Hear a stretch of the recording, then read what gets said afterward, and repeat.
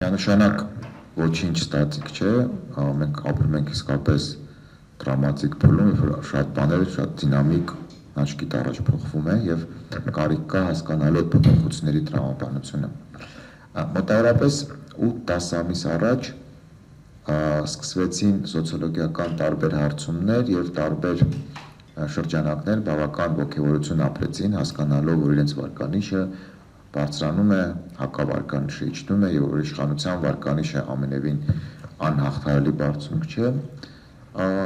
Ես այն ժամանակ ասացի, որ հրապարակային ասացի, որ այստեղ մի հատ թաքնված բան կա, այս պայմաններում այս իշխանությունը վերարտադրվելու որևէ շանս չունի։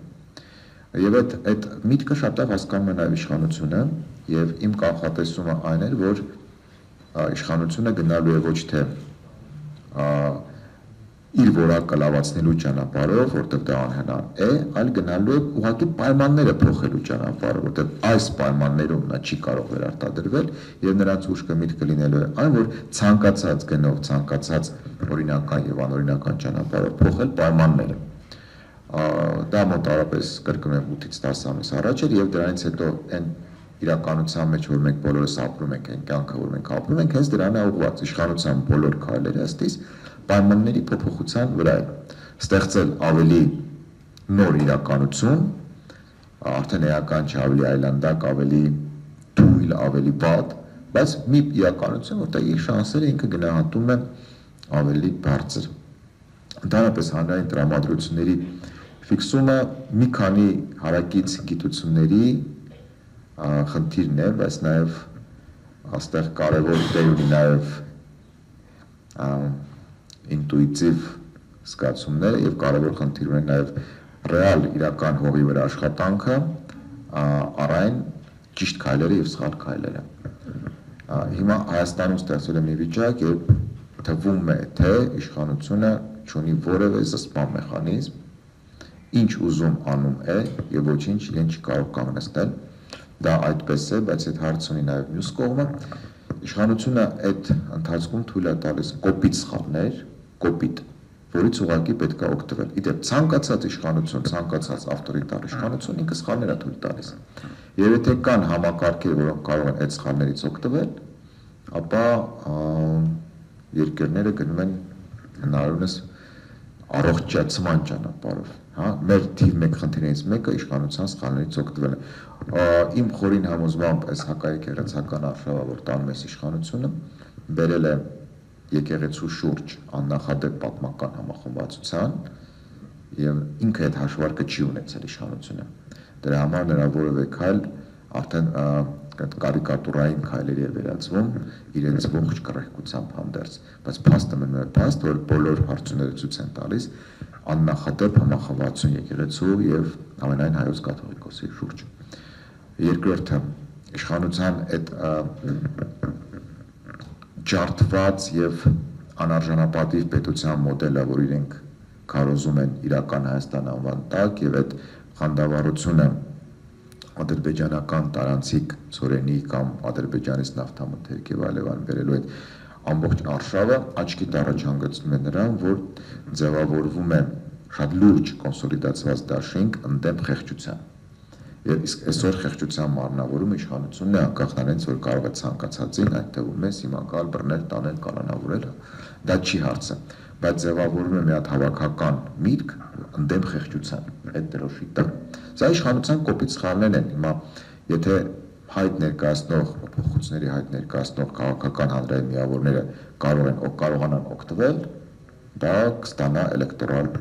արդյունք։ Ես վստահ եմ, որ կարող են օգտվել, միանգամից ասեմ։ Մյուս իրողությունը այն է, որ առաջին հայացքից թվում է, թե մենք ունենք հասարակություն, որը ջարդվել է, որը ամեն ինչի համակերպվում է եւ շատերի մոտ պայքարող իրավագիտակից հանրության մոտ դա բերում է խոր հիասթափության անկումային տրամադրությունների։ Առաջին հայացքից իրոք այդպես է, ես այդ մի օրինակը միշտ բերում եմ, կամ նոր օրինակ։ Ենթադրենք հիմա ասում է, որ պատարակներից առաջ պիտի հնչի Հայաստանի հիմն։ Հա մենք բոլորս հասկանում ենք, որ դա մեղմ ասած գրագետ չէ եւ ճիշտ չէ, բայց եթե այդ նույն մարդը վեր կեներ, ասեր Փոշմանեցի պատարակներից առաջ պիտի հնչի Հայաստանի եւ Ադրբեջանի հիմնը մեր եկեղեցիներում։ Ի նշան խաղաղության, ինչ եք կարծում, ինչ ռեակցիա լինելու, նույնը ինչ որ այսօր կա։ Այդ իր շրջիկ հավատացյալների խումբը ողջունելու է, իր պետական համակարգը լռելու է, ովքեր հասկանում են, որ դա անթույլատրել լռելու են, լինելու են Հռոմի Պապից ավելի կաթոլիկներ, որոնք ողջունելու են, ծափահարելու են եւ այլ եւ այլն։ Արդյոք սա նշանակում է, որ մեր հասարակությունը ջարդված է եւ ողնաշարը ջարդված։ Միանշանակ ոչ եւ դա երևալու է էլեկտորալ process-ների զուգահեռ։ Իմ խորին համոզմամբ ապրիլ, մայիս, հունիս ամիսներին Հայաստանում լինելու է լրիվ այլ տրամադրություն, երբ որ ընդհանրապես ընտրությունների շեմին, ընտրությունները բերում են մեծ էլեկտորալ ակտիվության եւ այդ ժամանակ անակնկալ է լինելու բոլորի համար, ում բոլորիս ձևակերպեմ եւ իշխանության եւ հակաիշխանական համակարգերի համար եւ մենք տեսնելու ենք, որ ստեղ ամենևին ջարդված եւ ամենևին անկում ապրած հասարակություն չէ եւ իհարկե լինելու է կարծում եմ լինելու են շատ այլանդակ տեսարաններ, բայց առողջացման այդ միտումները բարձ երևալու են։ Ստեղ էլ է շատ կարևոր, ես երբեք չեմ զլանում կրկնել այդ գրագետ աշխատելու կարևորությունը, ամենակարևոր հարցն է։ Եվ այստեղ շատ կարևոր է տարանջատել նեղ խումբը իշխանության, որը լոկոմոտիվն է, որը ուղեղն է, որը չգիտեմ ինչն է այդ բոլոր այլանդակությունների, նեղ խումբ եւ մնացած իշխանական համակարգ, պետական համակարգ, դրանք պետք է շատ տարանջատել եւ այն հաջող ոչ իշխանական համակարգից հնչող ոչ ճիշտ ձևակերպումները այդ համակարգերի հանդեպ պետական, դրանք անթույլատրելի են։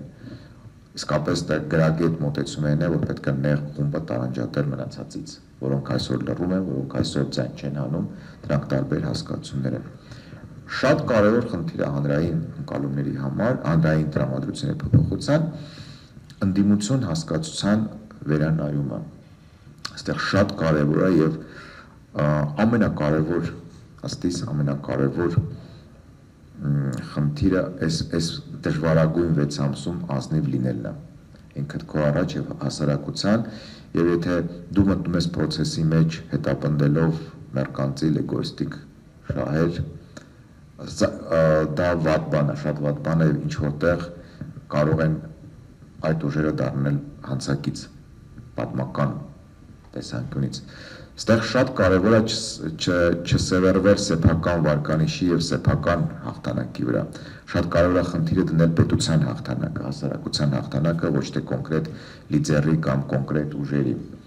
Սա իսկապես մանդատի ընտրություն չէ, սա իսկապես նոր իշխանության մեջ փայ ունենալու մասին ընտրություն չէ։ Հիմա ըստիս բոլոր փորձերը, որոնք տանում են ընդդիմություն գաղափարի նեղացմանը, դրանք եթե արվում են առանց հասկանալու, ապա այս բոլորին կխնդրեմ շուտ հրաժարվել դրանից։ Դա կոպիտ սխալ է, եթե դա արվում է հասկանալով, ապա տեղ լրիվ այլ երևույթի հետ գործ ունենք։ Ըստիս այդ ընդդիմություն հասկացությունը պետք է բացել այնքան, որ բոլոր նրանք, ովքեր չեն համակերպվում այսօրվա իրականության հետ, համարվում են ընդդիմություն։ Դրանք կարող են լինել մարդիկ, որոնք որևէ կուսակցության անդամ չեն, մարդիկ, որևէ ակտիվ process-ների չեն մասնակցում, մարդիկ, որոնք իրենց ընտանեկան հոգսերով, աշխատանքային հոգսերով, հանրային շատ հետաքրքիր անվանացանք է ձևավորվել, որոնք վերջին 5 տարվա մեջ ամեն օր պայքարել են ազնիվ, սկզբունքային եւ այլն։ Իմ ասած հետեւյալն է, եթե մենք հասկանանք, որ այսօր այս պատմական փուլում ընդդիմությունը ոչ թե 1-2 ուժերն են, այլ այն հասարակությունը, ով որ ուզում է փոփոխություններ, ապա մենք կֆիքսենք, որ խոսքը գնում է մինչև 75% հասարակության մասին, իսկ դա իսկապես 9-րդ ալիք է, դրա դեմաց ոչինչ հնարավոր չի անել, ոչ մի ռեպրեսիա, ոչ մի կալանքով չես կարող կանգնեցնել։ Եվ վերջում մի գաղափարի վրա, որ ես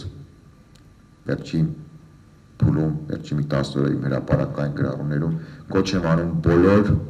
քաղաքական հանրային ընդդիմադիր միավորներին, ակտիվին, շրջանակներին, մենք ունենք մեկ միասնական խնդիր։ Երբ որ ասում են համախմբվել, այդ համախմբվելը չի նշանակում էլի ցուցակ, չի նշանակում մանդատ, Համախմբելը նշանակում է ընդհանուր շահեր եւ ընդհանուր նպատակներ։ Դա ամենալուրջ համախմբումն է, որտեղ մենք այս 5-ս կարող ենք առանց իրար ճանաչելու, մենք 6-ս լինենք մի թիմի անդամ, եթե մեր նպատակը եւ թիրախը նույնն է։ Հիմա ես իմ բոլոր ուսումնասիրություններով մեր թիմի, մեր կազմակերպության շատ կարևոր խնդիր ենք ձևակերպել։ Պետք է բացատրել հայ հասարակությանը ինչի մասին են ապագա գալիք ընտրությունները։ Այս ընտրությունները սովորական ընտրություն չեն, իշխանություն կփոխվի, չի փոխվի, կոալիցիա կլինի, չի լինի, ով քանի մանդատ, խոսքը դրա մասին չէ։ Ես ցավով եմ ֆիքսում այդ խնդրը, այսօր մեր հանրությունը խորապես չի գիտակցում ինչի մասին են լինելու այս ընտրությունները։